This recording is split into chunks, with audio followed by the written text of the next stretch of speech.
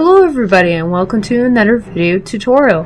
Now for this week's tutorial you guys voted and you guys chose that I actually start working on some of the fantasy art I was doing previously.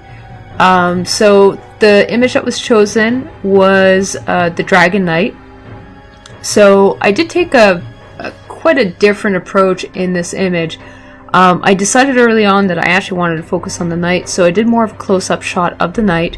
And essentially I have him attacking the end of this dragon's tail because this dragon is so big. So you only see a small fragment of the tail, but he is still attacking the dragon. And I was also going for a much more colorful style, a different style than what I normally paint for this image. So as you can see right now I'm roughing out some of the rough details and the pose that I'm going to be working on for this illustration. So as you can see I'm going for very highly detailed armor, and I'm looking at a lot of different reference at this point to try and gauge what type of armor design I want to go for. Once I have the roughed out, I actually tried a couple of different methods for painting this character. The entire time I was working on this image I was actually using the square brush I had created a while back. I generally use that for backgrounds, but in this case I felt like using it for a character, so I stuck with that brush throughout the image. And I find this brush is really good if I want to have a nice solid line but with very soft edges to it. Because of the way I created the brush, it has that attribute to it, and I find it's really good for blocking in general information because I can go in with very broad strokes. It's very loose, it's very rough. And I can, try quite a bit of different styles of painting and color very quickly, and it's also easier to clean up afterwards too because of the type of brush that it is. So in this case I was trying obviously quite a few different layouts for the armor design, and I ended up settling with an armor design that's very segmented to allow for more mobility.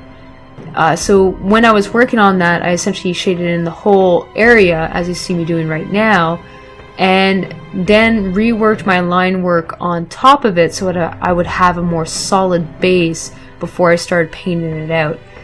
And this did help quite a bit because obviously the structure made more sense for the character. The armor design made more sense in general because I was doing this. And yeah, so this entire image took about 6 hours to complete. So it was a bit longer than some of my previous images, but it was a fairly decent amount of time. It wasn't too long.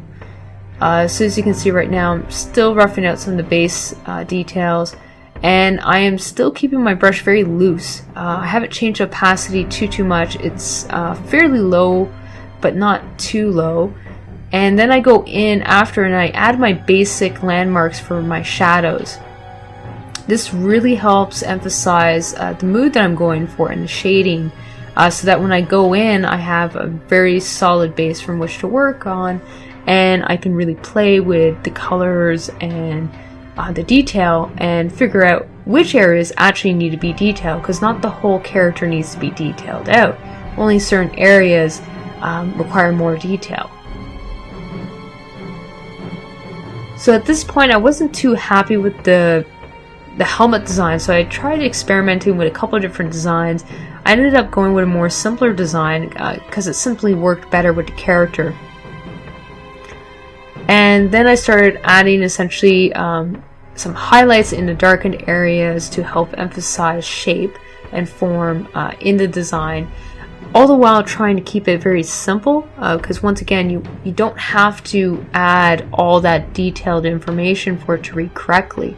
You can still keep it quite loose and the human eye will actually fill it in for you.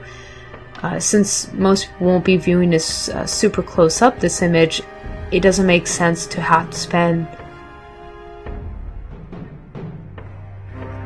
that much time adding detail that nobody will see. So right now I'm working on the arm, and I started adding some of the purple colors I was plotting out before, just adding the structure and some highlights to those areas. Now I really like that color, but I felt that I needed to tie in that color into more of the rest of the armor.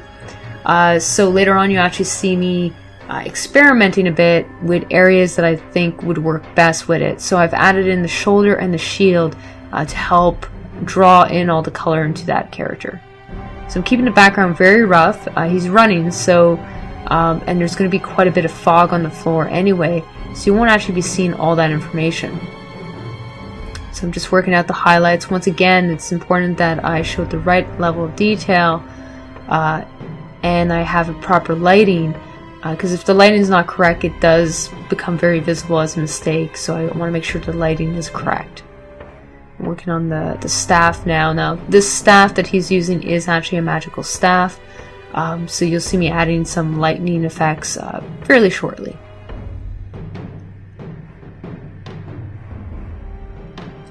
Just adding a bit more information there, clarifying some of those areas, and now I'm actually adding the portion of the tail that he will actually be attacking.